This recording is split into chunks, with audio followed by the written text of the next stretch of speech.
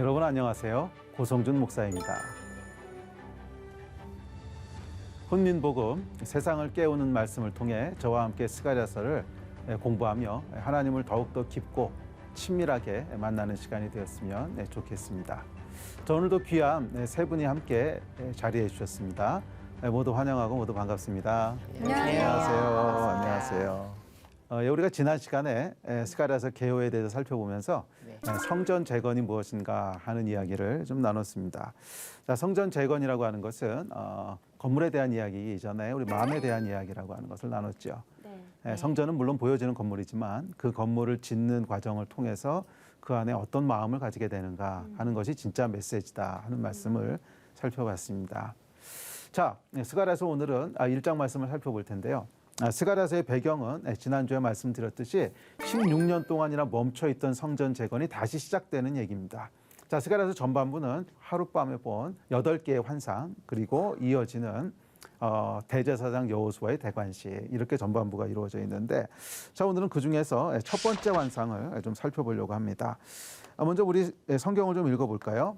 스가랴서 1장 7절부터 17절까지인데요.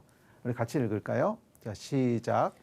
다리오 왕 제2년 11째 달 곧 스바돌 24일에 이또의 손자 베레기야의 아들 선지자 스가랴에게 여호와의 말씀이 임하니라. 내가 밤에 보니 한 사람이 붉은 말을 타고 골짜기 속 화석류 나무 사이에 섰고 그 뒤에는 붉은 말과 자줏빛 말과 백마가 있기로 내가 말하되 내 주여 이들이 무엇이니까 하니 내게 말하는 천사가 내게 이르되 이들이 무엇인지 내가 내게 보이리라 하니 화석류 나무의 사이에 선 자가 대답하여 이르되 이는 여호와께서 땅에 두루 다니라고 보내신 자들이니라. 그들이 화석류 나무 사이에 선 여호와의 천사에게 말하되 우리가 땅에 두루 다녀보니 온 땅이 평안하고 조용하더이다 하더라. 여호와의 천사가 대답하여 이르되 만군의 여호와여, 여호와께서 언제까지 예루살렘과 유다 성읍들을 불쌍히 여기지 아니하시려 하나이까. 이를 노하신 지 70년이 되었나이다 하매 여호와께서 내게 말하는 천사에게 선한 말씀, 위로하는 말씀으로 대답하시더라. 내게 말하는 천사가 내게 이르되 너는 외쳐 이르기를 만군의 여호와의 말씀에 내가 예루살렘을 위하여 시온을 위하여 크게 질투하며 안일한 여러 나라들 때문에 심히 진노하나니 나는 조금 노하였거늘 그들은 힘을 내어 고난을 더하였습니다. 그러므로 여호와가 이처럼 말하노라. 내가 불쌍히 여김으로 예루살렘에 돌아왔은즉 내 집이 그 가운데 건축되리니 예루살렘 위에 먹줄이 쳐지리라. 만군의 여호와의 말이니라. 그가 다시 외쳐 이르기를 만군의 여호와의 말씀에 나의 성읍들이 넘치도록 다시 풍부할 것이라. 여호와가 다시 시온을 위로하며 다시 예루살렘을 택하리라 하라 하니라. 아멘. 자, 여기 보면 이 1절부터 17절까지가 첫 번째 환상인데, 첫 번째 환상에는 하나님이 어떤 분이신지를 우리에게 계시하고 설명하고 있는데요. 각 구절마다 한 10가지 정도의 하나님에 대한 계시를 이야기해주고 있습니다. 자, 첫 번째 환상을 통해서 우리가 볼 수 있는 10가지 계시는 이런 내용들입니다. 첫째, 하나님은 화석류 사이에 서 계셨다는 거예요. 그래서 화석류 나무에 서 계신 분. 자, 이 의미가 뭔지는 조금 이따 설명해 드리겠습니다. 자, 두 번째는 땅에 두루 말들을 보내셨대요. 또 셋째, 우리를 위해서 중보하신대요. 근데 이건 예수님에 대한 얘기겠죠. 네. 우리를 위해서 중보하시는 분. 또 네 번째는 선한 말씀, 위로의 말씀을 주시는 분. 그리고 다섯 번째는 질투하시는 분. 여섯 번째는 진노하시는 분. 일곱 번째는 긍휼히 여기시는 분. 여덟 번째는 이 하나님의 집을 세우시는 분. 아홉 번째는 풍성하게 하시는 분. 그리고 열 번째는 위로하고 선택하시는 분. 자, 이런 이야기들을 다루고 있습니다. 자, 첫 번째부터 볼게요. 화석류 나무에 서 계신 분이래요. 그래서 1장 8절에 보면 내가 밤에 보니 한 사람이 붉은 말을 타고 골짜기 속 화석류 나무 사이에 섰고 그 뒤에는 붉은 말과 자줏빛 말 뭐 이런 것이 있다는 거예요. 이 학자들은요, 이 화석류 나무에 서 있던 이분이 아마 성육신하시기 이전에 예수 그리스도이실 것이다 이렇게 해석들을 합니다. 그래서 아까 보면 중보하시는 분이라고 묘사되어 있는데 그걸 보면은 예수님의 특징이죠. 중보하시는 분. 그래서 아마 이것이 성육신하기 이전에 예수님이 아닐까 이렇게 생각을 합니다. 그리고 여기 보면 이제 두 명의 천사가 등장하는데 한 분은 내게 말하는 천사 이렇게 묘사되어 있고 또 하나는 여호와의 천사 이렇게 묘사되어 있습니다. 우리가 말씀을 읽을 때는 내게 말하는 천사가 내게 말하여 이르기를 막 이렇게 읽다 보면 이게 무슨 말인지 굉장히 헷갈리는데 내게 말하는 천사가 그냥 한 명을 지칭하는 이름이라고 생각하시면 돼요. 내게 말하는 천사 이게 이름이에요, 그냥. 아, 진짜요?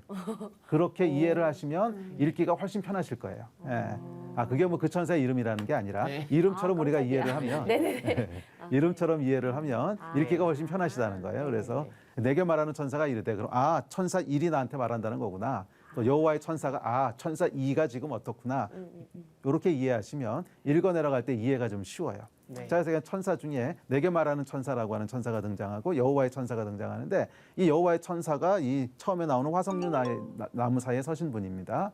그리고 구약에서는 종종 예수 그리스도를 여호와의 천사라고 묘사를 합니다. 창세기에도 그렇게 묘사돼 있고 또 에스겔서에도 그렇게 묘사돼 있고 많은 부분에서 그렇게 묘사를 해서 아마 이것은 예수 그리스도에 대한 그 이야기일 거다. 학자들이 이렇게 해석을 합니다. 두 번째 이제 화석류라는 말이 나오는데 화석류 나무라는 게 도대체 뭔가? 이게 조금 해석이 필요한 것 같아요. 우리 지난주에도 잠깐 나눴지만 환상은 상징들을 사용하거든요. 그래서 그 상징이 그 당시 거기 사는 사람들에게 무슨 의미인지를 우리가 잘 이해하지 못하면 우리가 이해하는데 좀 한계가 있어요. 그래서 아마 그 사람들은 훨씬 이해가 쉬웠을 거예요. 자, 화석류는 마치 오늘날 우리로 얘기한다면 네잎 클로바 뭐 이 정도의 어떤 상징적인 의미를 가지는 것 같아요. 확 와닿았어요. 그래서 화석류 사이에라고 하는 것을 현대적인 언어로 이야기한다면 네잎 클로바 사이에 예수님이 나타나셨다. 뭐 오늘날 아마 한국 사람들한테는 이렇게 얘기하면 조금 더 이해가 쉽지 않을까. 그래서 약간 이런 겁니다. 그러니까 모든 좋은 것들을 상징하는 건데 화석류가 그래서 구체적으로 어디 사용됐나 보면 첫 번째는 이 한우카 때 오두막집을 짓는 전통이 있는데 이제 한우카라고 하는 건 뭐냐면 수전절이라고도 부르는데 수전절은 이제 스가랴서보다는 더 후대 얘기입니다. 기원전 165년도 얘기인데 기원전 165년. 그래서 신약에는 이제 수전절이 등장하죠. 근데 구약에는 수전절이 등장 안 하죠. 구약은 기원전 400년에서 이제 끝나니까 말라기서가. 그래서 구약하고 신약 사이에 일어났던 사건인데 이방 왕이 와서 예루살렘을 다 점령을 하고 성전에다가 아주 못쓸 짓을 합니다. 그래서 성전을 이제 모욕하려고 그곳에다가 제우스 신상을 세우고 돼지 피로 제사를 드리고 이런 이제 만행을 저지르는데 그것에 이제 분개해서 그 유대인 중에 마카비우스라고 하는 사람이 이제 봉기를 해요. 봉기를 해서 몰아냅니다. 이 이방인들을 몰아내고 성전을 다시 회복을 합니다. 그거를 기념하는 날이 이제 한우카 또는 수전절이에요. 그래서 오늘날 유대인들이 제일 중요하게 지키는 명절이 뭐냐? 그러면 뭐 유월절도 물론 지키고 다 지키는데 제일 중요하고 크게 지키는 명절 중에 하나가 수전절이에요. 한우카가 이제 12월 중순쯤 되는데 그러면 굉장히 화려하게 이 절기를 지킵니다. 성전이 회복된 날이에요. 자, 이제 수전절 때는 뭘 하냐면 작은 오두막집을 하나 짓는데 이 오두막집은 뭐냐면 성전이 회복됐다는 걸 상징하기 위해서 그 오두막집을 화석류 나무로 지어요. 자, 그래서 화석류는 성전에 대한 상징인 거죠. 또 화석류 나무는 사계절 내내 푸른색입니다. 에버그린 트리라 그러죠. 사계절 내내 푸른 상록수예요. 자, 그래서 이 화석류는 뭐 소망을 상징하기도 하고 기쁨을 상징하기도 하고 또 회복을 상징하기도 하고 하여간 모든 선한 것 좋은 것들은 다 포함하고 있는 그런 나무입니다. 구약에서도 이 이야기가 몇 번 이제 등장을 하는데 이사야서에 보면 이렇게 얘기합니다. 우리 같이 읽어볼까요? 자, 시작. 내가 헐벗은 산에 강을 내며 골짜기 가운데에 샘이 나게 하며 광야가 못이 되게 하며 마른 땅이 샘 근원이 되게 할 것이며 내가 광야에는 백향목과 시뜬 나무와 화석류와 들감남 나무를 심고 사막에는 잣나무와 소나무와 황양목을 함께 두리니 우리가 보고 여호와의 손이 지으신 바여 이스라엘의 거룩한 이가 이것을 창조하신 바인 줄 알며 함께 헤아리며 깨달으리라. 자, 여기 보면 메시아가 회복할 하나님 나라에 대한 이야기들을 하면서 화석류 나무를 심는데요. 그러니까 메시아가 회복할 나라의 그런 아름다움과 영광과 그런 걸 묘사하는 것 중에 하나가 이제 화석류 나무인 거죠. 우리 다음 구절도 읽어봅시다. 시작. 너희는 기쁨으로 나아가며 평안히 인도함을 받을 것이요 산들과 언덕들이 너희 앞에서 노래를 바라고 들의 모든 나무가 손뼉을 칠 것이며 잣나무는 가시나무를 대신하여 나며 화석류는 찔레를 대신하여 날 것이라. 이것이 여호와의 기념이 되며 영영한 표징이 되어 끊어지지 아니하리라. 자, 여기 보면 화석류는 찔레를 대신할 것이고 잣나무는 가시나무를 대신한다는 거예요. 그래서 화석류가 상징하는 것은 이런 고통 또는 슬픔, 그런 것이 변해서 기쁨과 즐거움과 뭐 그런 것이 되는 그런 상징적인 의미로 이제 아주 화석류 나무가 사용됩니다. 자, 그래서 이 화석류 나무라고 하는 것은 하여간 좋은 거예요. 예. 새로운 소망이고 회복이고 고통이 변해서 기쁨이 되는 것이고 그것을 화석류 나무를 통해서 상징합니다. 첫 번째 환상은 새로운 시즌이 시작되고 있다는 거예요. 그러니까 지금 읽어보셨듯이 뭐 지금까지는 찔레나무였고 가시나무였고 아주 고통스러운 시간이었다면 이제는 화석류 나무로 변하고 있다, 이런 얘기를 담고 있습니다. 여러분, 이 상황 가운데 한번 들어가 보세요. 70년 동안 포로로 있었어요. 그래서 헌신해가지고서 어떻게든지 성전을 재건해 보겠다고 왔는데 또 주변 사람들의 반대 때문에 2년 기초만 놓고 나서 스탑돼서 16년 왔어요. 네. 얼마나 낙심돼 있고 고통스러웠겠습니까? 예, 나라도 없고 성전도 없고.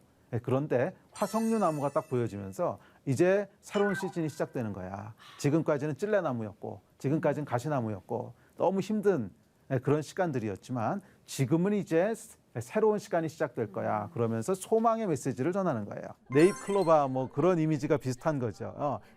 아주 힘들고 고통스러운 가운데 있는데 네잎클로바가 딱 이렇게 보이면서 그 가운데 하나님이 말씀하신다. 그러면 뭔가 좋은 말씀을 하시는구나.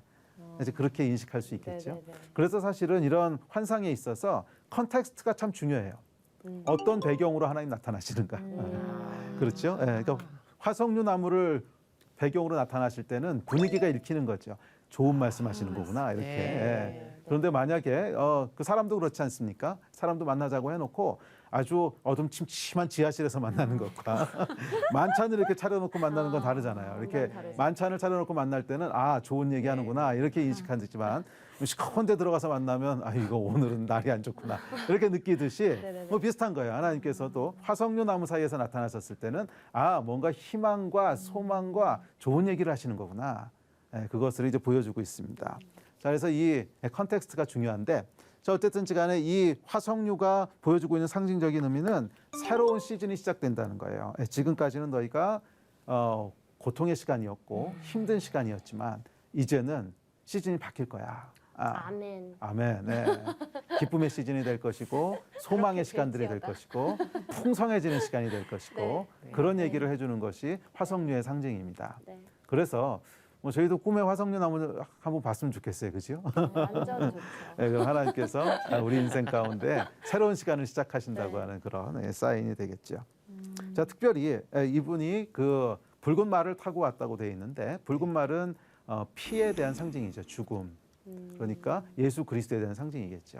예수 그리스도의 십자가로 말미암아 새로운 시즌을 시작하게 되는, 구약이 끝나고 신약이 시작되는, 또 포로 기간이 끝나고 성전을 다시 세우게 되는, 하여간 모든 좋은 것들이 시작되는 예수 그리스도의 십자가로 말미암아 우리의 모든 고통과 저주가 끝나고 새로운 시간들이 시작된다고 하는 것에 대한 상징적인 표현이 화석류 나무 사이에 붉은 말을 타신 분 안에 함축되어 있는 의미죠. 또 골짜기 사이라고 되어 있는데 이 골짜기라고 하는 것은 당연히 어두운 시간들을 얘기하는 거죠. 그래서 아주 어둡고 아주 힘든 그 시간 가운데 화석류 나무가 등장했다고 하는 것은 대비시키는 거죠. 지금까지는 너희가 골짜기 사이에 있었지만 지금부터는 이제 화석류 나무 사이를 거닐게 될 거야 하는 이런 의미로 보시면 되겠습니다. 자, 두 번째는 말을 보내신 분이라고 되어 있는데, 화석류 나무 사이의 선자가 대답하여 이르되 이는 여호와께서 땅에 두루 다니라고 보내신 자들이니라. 자, 말들이 등장하는데 여러 색깔의 말이 등장하죠. 이 말이라고 하는 것은 힘과 권력의 상징입니다. 그러니까 이 이야기는 뭐냐면 이 고대 사회에서는 말이라고 하는 건 힘이었어요. 그게 전쟁에서 그 기마병이라고 하는 게 오늘날로 얘기하면 그냥 이렇게 총 들고 싸우는 사람들과 탱크 그런 식으로 이해하시면 돼요. 그러니까 그 당시에는 말이 귀하니까 다들 그냥 이렇게 뛰어다니면서 맨몸으로 싸웠는데 말을 타고 다니는 사람들은 차원이 달랐죠. 그래서 전쟁에서 말이다 그러면 아주 강한 그런 걸 상징합니다. 그래서 말을 보내셨다고 하는 것은 통치하신다는 의미예요. 그러니까 하나님께서 통치하신다. 예. 그러니까 염려하지 마라. 통치하신다. 이런 의미입니다. 자, 색깔들이 여러 가지가 나오는데요. 이 흰색은 주로 승리, 뭐 보복 이런 상징이고, 근데 여기 자줏빛 말이 나오는데 자줏빛이 상징하는 것은 총체적인 어떤 통치 이렇게 이해하시면 좋을 것 같아요. 예. 그래서 뭐 붉은 말은 이제 예수 그리스도의 십자가에 대한 상징이라면 자줏빛 말은 모든 부분을 다 종합적으로 하나님께서 통치하신다. 아마 그런 것들을 이런 색깔로 이제 표현하지 않았나 생각이 되고요. 자, 세 번째는 중보하시는 분입니다. 자, 여기 보면 이제 여호와의 천사가 나오죠. 그들의 화석류 나무에선 여호와의 천사는 두 번째 천사입니다. 첫 번째 천사는 내게 말하는 천사. 자, 이게 이제 스가랴서 내내 등장합니다. 전반부에는 내게 말하는 천사가 이르되 내게 말하는 천사에게 묻되. 그래서 요거를 한 단어로 이렇게 인식하지 않으시면 읽을 때 아주 헷갈려요. 그래서 그냥 내게 말하는 천사는 한 단어로 그냥 읽으세요. 네. 빨리. 네. 그러니까 내게 말하는 천사가. 네, 그렇죠. 그래서 천사 1위 뭐 이런 식으로 생각하시면 돼요. 네. 예. 자, 두 번째 여호와의 천사는 아까 말씀드렸듯 예수님이신데 여호와의 천사가 뭐라 그러시냐면 여호와께 언제까지 예루살렘과 유다 상업들을 불쌍히 여기지 아니하시려 하나이까 하고 중보하죠. 예. 그래서 이 여호와의 천사 예수 그리스도께서는 우리가 이제 회복될 수 있도록 중보해 주시는 그런 분이시다 하는 것을 우리에게 계시하고 있습니다. 자, 그다음 말씀은 13절에 보면 이렇게 얘기하는데 여호와께서 내게 말하는 천사에게 선한 말씀 위로하는 말씀으로 대답하시니라. 그래서 우리 하나님은 어떤 분이시냐면 선한 말씀 위로의 말씀을 주시는 분이시라는 거예요. 정죄하고 꾸짖고 이제 그런 말씀을 주시는 분이 아니라 선한 말씀 위로의 말씀을 우리에게 주시는 하나님이세요. 네. 네. 그래서 특별히 화석류 나무 사이에서 나타나셨을 때는 저희를 뭐 꾸짖고 회개하라 그러는 것이 아니라 선한 말씀, 위로의 말씀을 주시는 그런 분이십니다. 자, 다섯 번째, 여섯 번째, 일곱 번째는 하나님의 감정에 대한 이야기를 하는데 하나님 감정이 있으신 분이세요. 감정이 있으신 분이세요. 네. 기뻐하시기도 하시고 슬퍼하시기도 하시고 이제 네. 그런 분이신데 여기 보면 하나님의 감정 중에 세 가지 감정을 이야기하는데 질투, 진노, 긍휼 이렇게 세 가지를 얘기합니다. 그래서 다섯 번째는 질투하신 하나님, 여섯 번째는 진노하신 하나님, 일곱 번째는 긍휼히 여기신 하나님 이런 얘기를 합니다. 자, 하나님이 질투하신다고 하는 것은 그 사랑의 강도를 얘기하는 거예요. 사실은 질투가 없으면 사랑이 아니에요. 사랑은 아주 이 배타적이고요. 하나님의 사랑은 저와 우리 가운데 다른 것이 다른 우상들이 끼어드는 걸 허락하지 않으세요. 네네네. 그게 하나님의 사랑이죠. 네. 그래서 질투하신다 하는 것은 하나님과 우리 사이에 다른 어떤 것도 끼어들도록 허락하지 않으신다는 거예요. 네. 그만큼 우리를 사랑하신다는 거고. 자, 두 번째는 이제 진노하신 하나님이신데, 자, 스가랴서에 보면 이렇게 나옵니다. 안일한 여러 나라들 때문에 심히 진노하나니 나는 조금 노하였거늘 그들은 힘을 내어 고난을 더하였음이라. 자, 여기 보면 노하시는데 두 가지 종류의 노함을 말씀하십니다. 심히 진노하시나니 조금 노하였거늘. 자, 하나님께서 당신 백성들에게도 노하시긴 노하시는데 네네. 조금 노하세요. 그런데 원수들에 대해서는 심히 노하신다는 거예요. 이 차이가 있습니다. 네. 자, 조금 노하신다고 하는 건 뭐냐면 하나님께서 우리가 잘못하고 있거나 죄 가운데 있으면 조금 노하신다는 거예요. 그것은 뭐하고 똑같냐면 자녀들이 이렇게 사고를 치고 있거나 그러면 매를 듣죠. 근데 진짜 미워서 저주하는 게 아니죠. 빨리 돌아와. 네. 이게 이제 조금 노하는 거예요. 그래서 하나님이 당신 자녀들에게 노하실 수 있습니까? 노하실 수 있습니다. 근데 조금 노하시는 거예요. 그래서 히브리서에 보면 뭐라 그랬냐면 이렇게 얘기합니다. 또 아들들에게 권하는 것 같이 너에게 권면하신 말씀도 잊었도다. 일렀을 때 내 아들아 주의 징계하심을 경히 여기지 말며 그에게 꾸지람을 받을 때 낙심하지 말라. 주께서 그 사랑하시는 자를 징계하시고 그가 받아들이시는 아들마다 채찍질하심이라 하였으니 너희가 참음은 징계를 받기 위함이라. 하나님이 아들과 같이 너희를 대우하시나니 어찌 아버지가 징계하지 않는 아들이 있으리요. 징계는 다 받는 것이오늘 너희에게 없으면 사생자요 신아들이 아니니라. 네. 그렇죠. 잘못 나가는데 매를 드시지 않으시면 아버지가 아니죠. 네. 그래서 우리 하나님이 우리에게 진노하시는 건 조금 진노하시는 거예요. 네. 매를 드셔서 돌아오라 그러시는 거예요. 네. 그런데 원수에게 진노하시는 건 달라요. 그거는 심히 진노하세요. 네. 그래서 역사를 보면 이스라엘이 잘못했기 때문에 하나님이 조금 놓았었어요. 그래서 몽둥이로 들어쓰신 것이 바벨론하고 아수르였어요. 바벨론하고 아수르를 몽둥이로 들어서 이스라엘을 이렇게 치셨어요. 정신 차리라고. 네. 근데 이 몽둥이로 쓰였던 아수르하고 바벨론이 열심을 내 가지고서요. 예, 힘을 내어서 고난을 더했대요. 그러니까 하나님이 이스라엘을 깨우려고 했던 것보다 훨씬 더 악하게 고난을 더했다는 거예요. 네. 그랬더니 하나님께서 이들에게는 심히 진노하셨다는 거예요. 그래서 이스라엘에 대한 징계가 끝나고 나면 아수르하고 바벨론은 아주 하나님한테 크게 매를 맞습니다. 사실 아주 박살이 나요. 예. 그래서 우리 하나님은요 뒤끝이 있으세요. 당신 백성을 건드는 거에 대해서는 뒤끝이 있으세요. 예. 그것이 우리 하나님이십니다. 그래서 뭐 조금 진노하시는 것에 힘들어하지 마세요. 감사하세요. 예, 심히 진노하시는 것이 아니라 조금 진노하시는 것이고 오히려 여러분들을 하나님 지키시기 위해서 여러분들 원수에게는 심히 진노하세요. 그분이 우리 하나님이신 줄 믿습니다. 자, 오늘 여기까지 합시다. 혹시 궁금하거나 질문 있으세요? 중보 기도에 대한 건데요. 제가 가끔씩 듣는 말이 있는데 저가 혼자 하는 기도가 있고 이렇게 또 중보 기도를 제가 부탁할 때도 있는데요. 예. 중보 기도를 그렇게 많이 부탁하는 이유가 뭐 더 빨리 들어주실 수 있어, 더 간절히 들어주실 수 있어. 하나님의 자녀들이 그렇게 많은 사람들이 중보를 하면 더 귀 기울여 주실 거야. 뭐 이런 말씀을 저는 좀 들었거든요. 예. 그게 진짜 그런 건지. 글쎄 뭐 기도에 대한 것은 워낙 큰 주제이기 때문에 그냥 이렇게 단편적으로 대답드리기는 조금 어려운 것 같아요. 어려운 것 같은데 하여간 성경에 보면 사도 바울도 자기 동역자들에게 나를 위해서 기도해 달라고 얘기하는 거 보면 분명히 중보 기도가 중요한 거는 사실인 것 같아요. 예.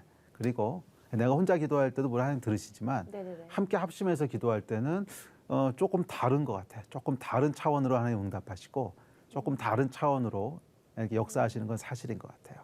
예. 그러니까 이제 사도 바울 같은 분도 이제 기도해달라고 부탁하는 거 보면 분명히 그게 있는 것 같아요. 혼자 기도하는 것보다는 조금 다른. 근데 그 내용이 구체적으로 뭔지는 뭐 기도에 대한 건 좀 이렇게 그 기초적인 내용들을 충분히 다루고 나야 이해할 수 있는 거라서 하여간 중보기도가 중요하다고 하는 것 정도. 그래요. 예.